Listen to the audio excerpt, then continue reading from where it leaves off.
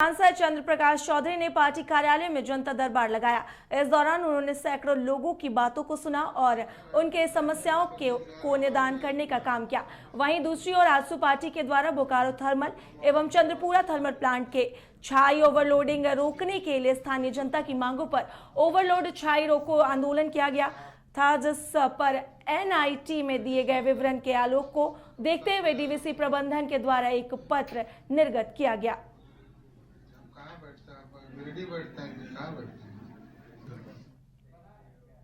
बागमारा के बागमारा थाना अंतर्गत बक्सरपुरा विष्णु शिव मंदिर स्थित 300 साल पुराने बजरंगबली भगवान की प्रतिमा असामाजिक तत्वों द्वारा चोरी कर ली गई है और नदखुरकी से विस्थापित होने के बाद पांडे बस्ती के लोगों द्वारा बजरंगी की प्रतिमा को स्थापित किया गया था। घटना की जानकारी होने पर ग्रामीणों द्वारा पुलिस को सूचना दी गई। सूचना मिलने के बाद पुलिस मौके पर पहुंची और जांच में जुट गई है। वहीं स्थानीय लोगों ने पुलिस से असामाजिक तत्वों में कार्रवाई करने की मांग की। वहीं स्थानीय लोगों ने बताया कि 300 साल पुराने बजरंगबली भगवान की प्रतिमा गायब है, साथ ही अन्य भगवान की मूर्ति के साथ भी छेड़छाड़ की गई है। पुलिस से मांग है कि असामाजिक तत्वों पर कार्रवाई की जाए।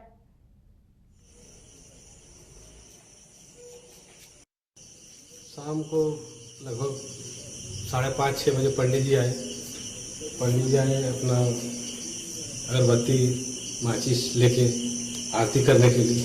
तो देखते हैं कि यहाँ जो मंदिर में बजरंगबली जो हम लोग को बहुत पुराने लगभग 300 साल पुराने बजरंगबली यहाँ स्थापित नदखुरकी से यहाँ आए हुए थे बकसपुरा। तो आज देखते हैं वो अपने स्थान पर नहीं है और जितने भी वहाँ पर मूर्ति थे और भी देवता देवी सभी वहाँ से मतलब छत विछत कर दिया गया है। और शिव मंदिर का जो उनका सांप है बास्की जी, उनको भी इन लोगों ने मतलब छेड़छाड़ किया और मतलब टांग खींच के उसको लंबा कर दिया। फिर पंडित जी आके उसको फिर पुनः वही रूप में कर दिए। इनका सूचना हम बागमारा थाना को दी। बागमारा थानेदार तुरंत अपना पुलिस गश्ती टीम को भेजे, वो भी जांच करके गए। कौन हो सकता है, क्या लगता है? ये तो कोई असामाजिक तत्व का ही शरारत है। किसी को तो हम लोग देखे नहीं है जिनका हम लोग नाम ले लें। भारतीय जनता पार्टी के प्रदेश प्रवक्ता प्रतुल शाहदेव ने हेमंत सरकार पर बड़ा हमला बोलते हुए राज्यपाल से राष्ट्रपति शासन लगाने की अनुशंसा की मांग की है। प्रतुल शाहदेव ने कहा कि पूर्व मुख्यमंत्री प्रदेश अध्यक्ष बाबूलाल मरांडी जी ने भी इस आशय का पत्र राज्यपाल को भेजा है कि पूरे प्रदेश की संवैधानिक मशीनरी ध्वस्त हो गई है और सरकार घोटालेबाजों और भ्रष्ट अधिकारियों को संरक्षण दे रही है। कानून व्यवस्था की स्थिति भी चौपट हो गई। प्रदेश में 4 वर्षों में 70,000 करोड़ रुपए का घोटाला हुआ है। ये लूट आज भी जारी है और इसलिए राष्ट्रपति शासन ही प्रदेश में एकमात्र विकल्प है। देखिए, भारतीय जनता पार्टी ये मानती है कि झारखंड में पूरे तरीके से संवैधानिक मशीनरी जो है वो ध्वस्त हो गई है और हमारे प्रदेश अध्यक्ष पूर्व मुख्यमंत्री बाबूलाल मरांडी जी ने भी राज्यपाल को पत्र लिखकर राष्ट्रपति शासन लगाने की अनुशंसा की है।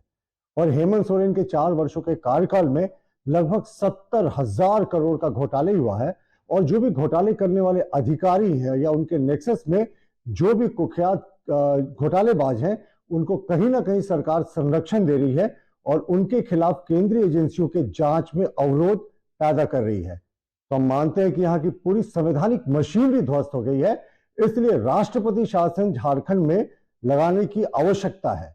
और ये एक तरीके से मुख्यमंत्री हेमंत सोरेन का अंतिम कार्यकाल होगा, क्योंकि जिस तरीके का लूट खसोट हुआ है खास करके आदिवासी मूलवासी जनता के साथ, इनको दोबारा जनता कभी वापस नहीं आने देगी। बहरहाल प्रदेश की जो विधि व्यवस्था है वो भी चरमरा गई है, चारों तरफ करप्शन है, तो इसमें राष्ट्रपति शासन ही एकमात्र विकल्प है।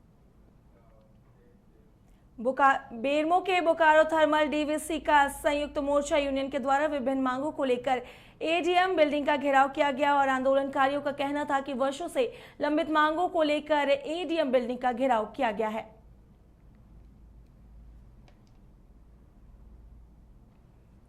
जो न्यू ADM बिल्डिंग है वहां पर तमाम सप्लाई मजदूर आज उपस्थित हुए हैं। हमारी मुख्य मांग है कि जो वर्षों से लंबित हमारा एरियर है उसका भुगतान किया जाए हम अब जो इंसेंटिव डीबीसी कर्मचारी के लिए अनाउंस हुआ है वह इंसेंटिव सप्लाई मजदूरों को भी मिले। जो अभी तक एक्स ग्रेशिया का भुगतान नहीं हुआ, अनाउंस नहीं हुआ, डीबीसी प्रबंधन सप्लाई मजदूरों के लिए एक्स ग्रेशिया का अनाउंस करे, साथ और उसके लिए संयुक्त मोर्चा के साथ वार्ता करें। ग्रेजुटी के संबंध में जो सप्लाई मजदूर अभी तक मृत हुए हैं या जो रिटायर किए हैं कानून सम्मत, उनको ग्रेजुटी का भुगतान होना चाहिए। और हम लोग इस विषय पर कई दौर की वार्ता डीबीसी प्रबंधन से कर चुके हैं। स्थानीय स्तर पर मुख्य अभियंता और परियोजना प्रधान के साथ कई दौर की वार्ता हुई है, लेकिन हर दौर की वार्ता बार बार असफल होती है और मजदूरों को निराश होना पड़ता है। इसीलिए आज 10 दिन के बाद दुर्गा पूजा जिसका बड़ा त्यौहार आने वाला है और हमें समय पर पैसा नहीं दिया जा रहा है और हमें क्या बोलते हैं आपको एक्स ग्रेशिया अनाउंस नहीं हुआ है, इसलिए हम लोग यहाँ उपस्थित हुए हैं। और जब तक हमारा डीबीसी प्रबंधन से संतोषजनक वार्ता नहीं होती है तब तक हम यहाँ पर उपस्थित रहेंगे और आंदोलन करते रहेंगे।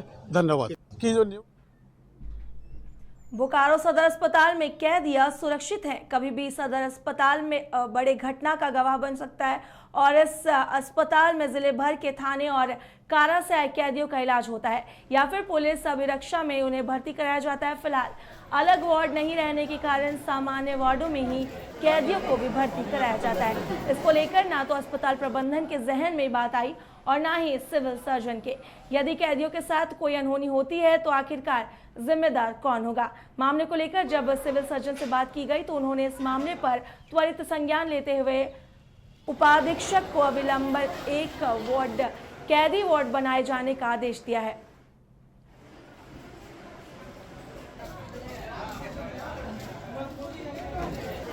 सदर अस्पताल में कैदी वार्ड के लिए मैंने एक रूम चिन्हित कर करके और उपाधीक्षक को मैंने कहा है कि 4 बेड लगा करके कैदी वार्ड की शुरुआत की जाए।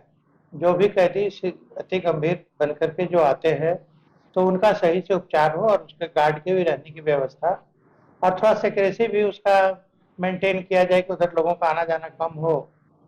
तो मैंने ये पहल की, उम्मीद है कि दशहरा तक इसको भी हम लोग चालू करा देंगे। पूर्व से जो भी कैदी आते थे वो जनरल वार्ड या आईसीयू में रहते थे, 1 दिन 2 दिन एडमिट, इसलिए नहीं बनाया गया था। लेकिन मैंने जो है कैदी वार्ड अलग से चिन्हित करके उसको आरंभ कराया। कैदी आता है तो परिजन भी आ जाते हैं, कैदी के साथ साथ परिजन भी रहते हैं और सुरक्षा गार्ड भी रहता है, तो उन लोगों के रहने की व्यवस्था जो है जगह के अभाव में नहीं किया गया था। लेकिन इस बार मैंने रांची के अनगढ़ा थाना क्षेत्र के गोंदली पोखर में मजदूरों से भरी सवारी गाड़ी एक स्कूटी को बचाने के क्रम में पलट गई, जिसकी वजह से गाड़ी में सवार एक मजदूर की मौके पर ही मौत हो गई, जबकि कई लोग घायल हैं और उनका प्राथमिक उपचार करके उन्हें बेहतर इलाज के लिए रिम्स भेजा गया है।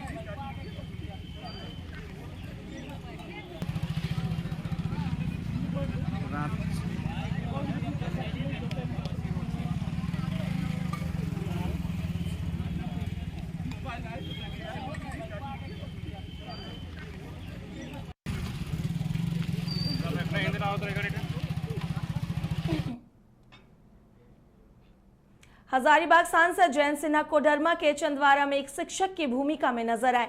चंदवारा प्रखंड के रामेश्वर मोदी +2 हाई स्कूल में सांसद जयंत सिन्हा पहुंचे और बच्चों को संविधान से जुड़ी जानकारी दी और सांसद जयंत सिन्हा ने स्कूल के बाल संसद के प्रतिनिधियों के साथ भी चर्चा की और उन्हें संसद में अलग अलग विषयों पर होने वाले चर्चा के बारे में बताया। साथ ही संसद ने अपनाए जाने वाली प्रक्रिया की भी जानकारी दी है।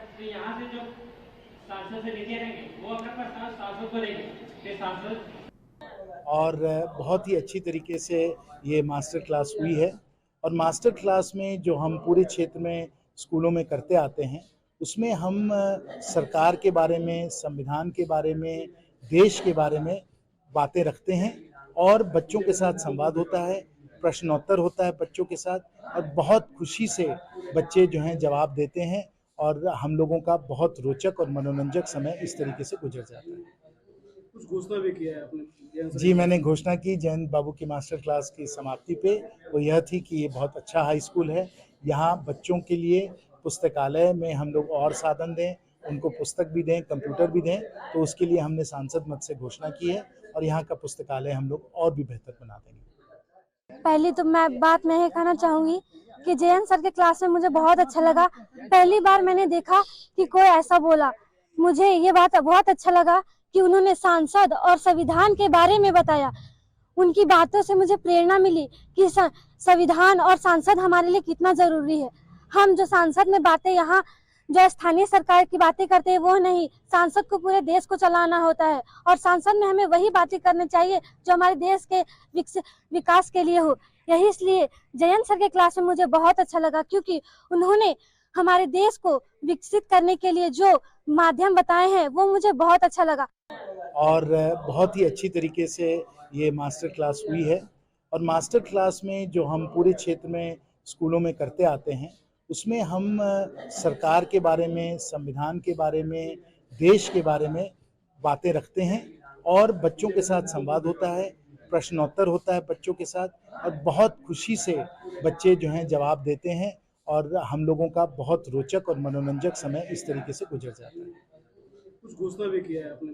जी, मैंने घोषणा की जयंत बाबू की मास्टर क्लास की समाप्ति पे। IIT जी नीट एस्पिरेंट्स के सपने को पंख देने आ गया है कंप्लीट सॉल्यूशन इंस्टीट्यूट। यहाँ है smart classroom, 1-to-1 doubt clearing session, ask the expert, video solution और भी बहुत कुछ। मतलब हम करेंगे आपको गाइड, बनेंगे आपके mentor. Foundation classes from class 6 onwards for your bright future. Visit complete